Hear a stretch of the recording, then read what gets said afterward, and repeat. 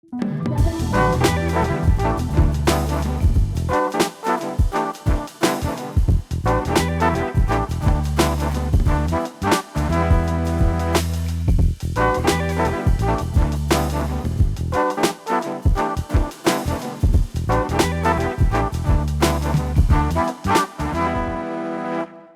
Carole Taylor. On this edition of Journal, we lift the curtain on the chaos of the NDP in BC. If you are shaking your head in disbelief at some of the stunning flip-flops and bad policy choices of our current provincial government, you're not alone. Decriminalization, a disastrous policy, now abandoned. How about the infamous Land Act, which would have given First Nations co-control with government of all the Crown land in the province? So controversial, it disappeared.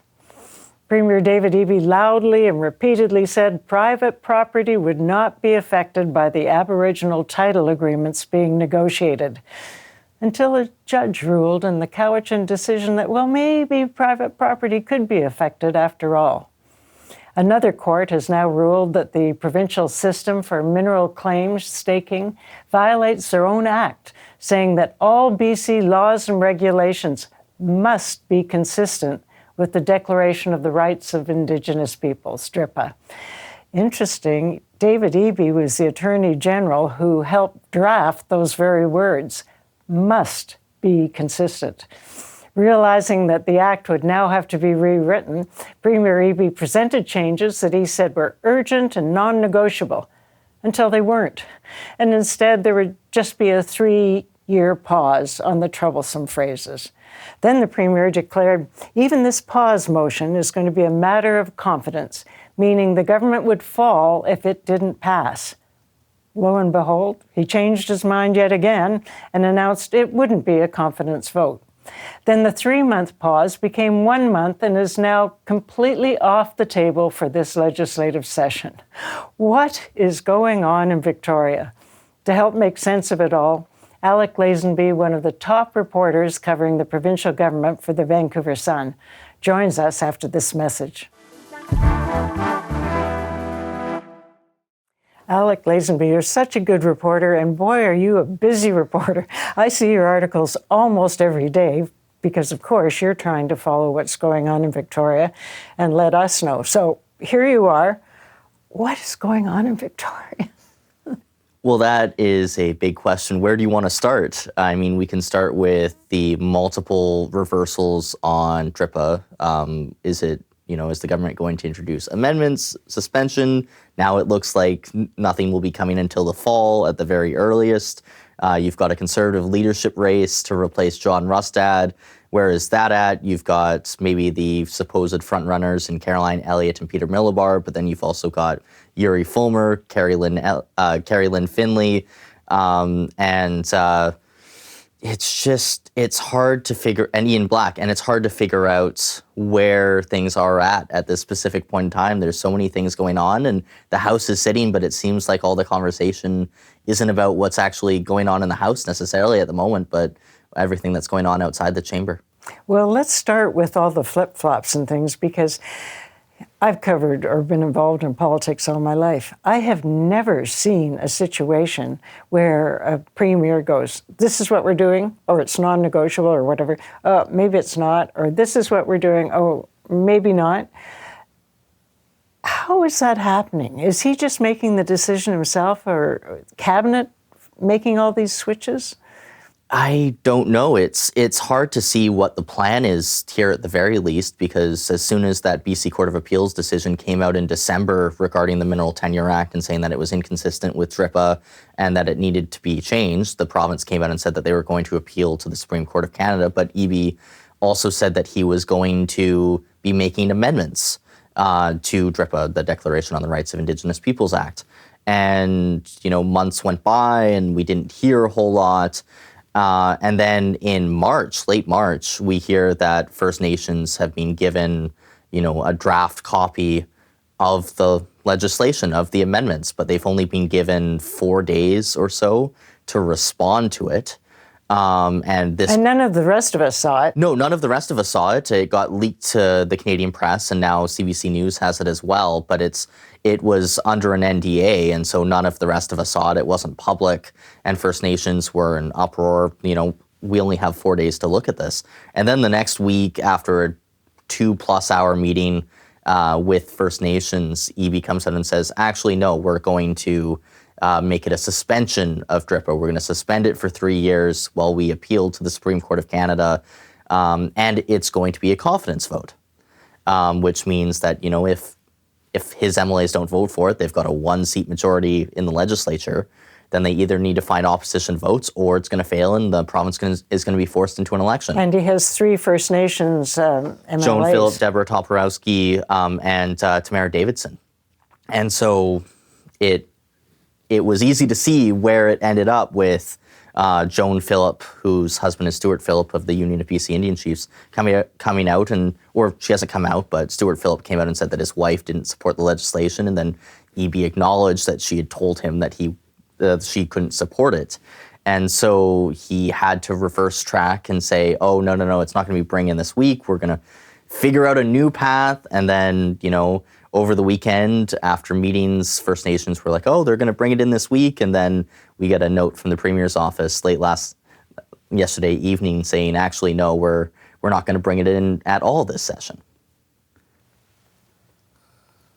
So what happens?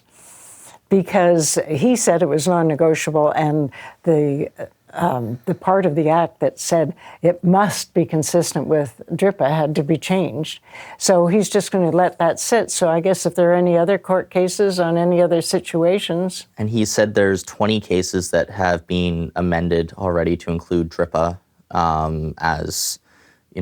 to include the Gitsala decision as precedent for new challenges of other provincial laws. And so there's no idea about what the timeline for those cases are, but conceivably the Premier is saying, oh, we've got a massive, litigation risk because of this Gitsala decision. And he said, oh, we can't wait over the summer. We need to do this now. It's non-negotiable. We need to make these changes, whether it's a suspension or amendments or something else. And now he's back to saying, oh, no, we can wait over the summer. We're going to talk to First Nations. But I think it comes down to the fact of not just First Nations opposing it, but multiple members of his caucus, not just Joan Phillip, have raised concerns about it. And some of them have indicated that they may not be willing to vote for any legislation that comes forward that suspends DRIPA or amends it or otherwise. And so I think he has some work to do if he is going to bring in something to work with First Nations and get at least some of them on side, but even more importantly, get his caucus on side to what he needs to do. And he's stuck between a bit of a rock and hard place right now. And so any big policy, these are big policy ideas, just as Aboriginal title is a big policy idea. So usually with this sort of thing, you've got all kinds of advisors and experts, and you work the policy and you think about all the consequences and how it plays before you bring it out. But all of these turnarounds, who is advising him, or is it just the Premier? I don't know who's advising him on this. I mean, Jim Rutkowski, who had been his chief of staff, has sadly had to step away for cancer treatment. And so Cheryl Oates, who was involved in the Notley government in Alberta, has come in as an interim chief of staff. And it's my understanding that she's quite involved in some of these decisions in the decision-making process around this. And so it could very well be her advice around all of this. But it seems that the Premier's office and Eby, whoever is giving him advice, it's not working because he's continuously having to backtrack on what he comes out and says is going to be the path moving forwards. And private property is another example where he kept saying, no, it's safe, everything's fine. And yet I was interviewing lawyers who are experts in Aboriginal law, and they said, no, but Aboriginal title is the senior level. And so private property is not absolutely protected. So I guess he wasn't speaking to lawyers or other people. And the problem with the Cowichan decision is that it's so novel. It's the first time we've had to deal with something like this in this country, although there is another case over on the East Coast as well that has dealt with some of these same things. And so the problem is that nobody really knows how to deal with it, and people are having to figure it out on the fly. And I think, the premier is stuck between, First Nations and property owners who are worried about what this means for their homes and their businesses. And so if I ask you who's driving the bus over there? Who's driving the bus in the premier's office? Well, in the government. Oh, Eby is driving the bus, but whoever is giving him advice, I think they need to maybe sit down and have some conversations about what the best path forward might be. And so you would talk to people in the caucus. Are they all calm about this, or is saying anxiety showing? I mean, I feel like there's some anxiety. Now, there's been a couple polls out that show the NDP are ahead after a couple polls that said they were behind the Conservatives. So I think things have calmed down somewhat now, especially that the DRIPA legislation has been put on the back burner and put off for some time. I think that was one of the big bones of contention in caucus, and I think that has kind of helped level things off a bit. But when these things start to happen, it can get hairy pretty quickly. But I think it's kind of settled down for a bit now. We always knew with the Conservatives that there were factions. There was this group and there was that group, and they were always warring back and forth. But you're not seeing the same thing with the NDP? No, I wouldn't say it's. I'd say it's more tension than an outward revolt. Like John Rustad had no control of his caucus by the time he resigned. People were leaking to the media all over the place. People were openly talking about how they were going to go into the caucus room and give John a piece of their mind and tell him what they think of their leadership. Of course, most of the time, most of them didn't. But you don't see anywhere near as much of that with the NDP. We'll take a quick break, and when we come back, I want to get your thoughts on reconciliation and how that's playing in BC right now. Back in a moment. Alec, I'm curious to know your instincts and how you would describe Eby's personality and relationship to caucus. He is very much, he is the smartest person in most rooms he walks into, and that's both a benefit and a detriment, I feel like, to him, in the sense that he's always got a path of where he wants to go, but he doesn't always involve others in those discussions. And the sense I get, now I don't know this for sure, I'm not in those rooms, is that he tends to work on things himself as opposed to bringing in others. He doesn't seem to delegate as much to his cabinet ministers as maybe John Horgan did. He seems much more insular. And that was, maybe great when he was Attorney General, in the sense of he could sink his teeth into a file and work on it and work with a small number of staff and get things done. But when you're the Premier, you need to be able to work with your ministers and give them some rope to be able to do things. And outside of a small number of ministers, I'm thinking of Adrian Dix in this, I don't feel like he gives his ministers a whole lot of rope. And it certainly seems like, and what I've heard is that a lot of the decisions are dictated from the Premier's office and not from the ministry itself.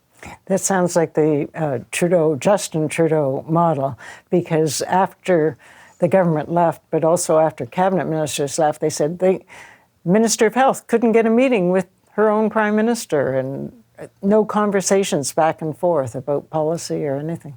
Now, I think Eby has some more meetings with ministers than Justin Trudeau did, because I've read those same reports, and it sounds like he met with nobody outside of a small number of aides. But I don't think he gives them a lot of leeway in terms of decision making. I feel like Eby's got the path that he wants in his mind, and he kind of dictates a bit to his cabinet ministers around where he wants the pathway to go. And of course, that means that he takes on that responsibility, and it means it's on his head. And there was one headline that I've talked to you about before that I couldn't believe. It said, if reconciliation fails, it's because of Eby. And that's a shocking thing to be saying.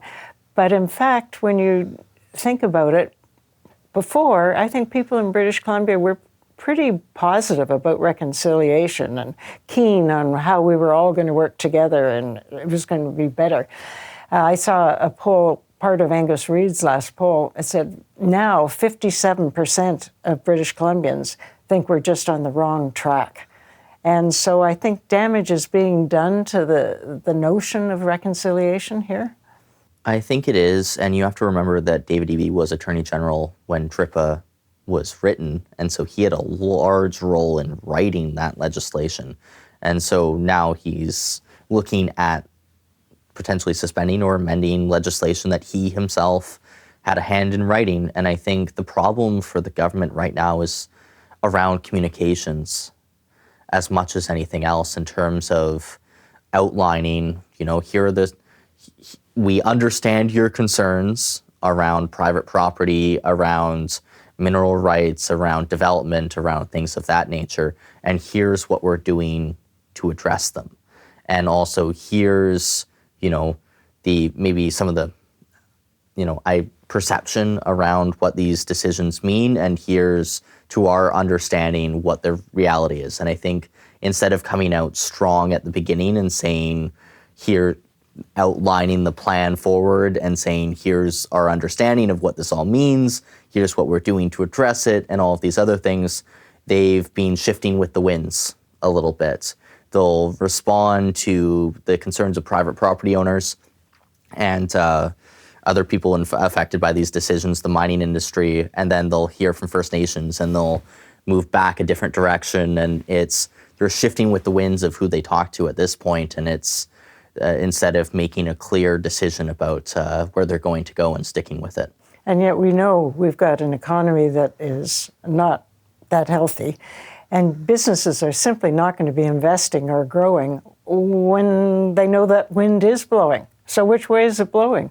No, for sure. And the biggest killer to investment or development in this province is uncertainty. And so regardless of what the decision is around where the government is going to go, they need to make it certain that that is the decision and provide certainty regardless of whether that's, amending or suspending DRIPA, not amending or suspending DRIPA, what this means in terms of the Cowichan ruling and all of that, and just being definitive. And I think by not being definitive and by shifting their position, they've caused some more uncertainty, which is exacerbating the crisis around reconciliation and what this all means moving forward. And we all know how the courts work. So even if you say, oh, we're appealing that, well, that might be years. So during that time, businesses don't know what's going to happen.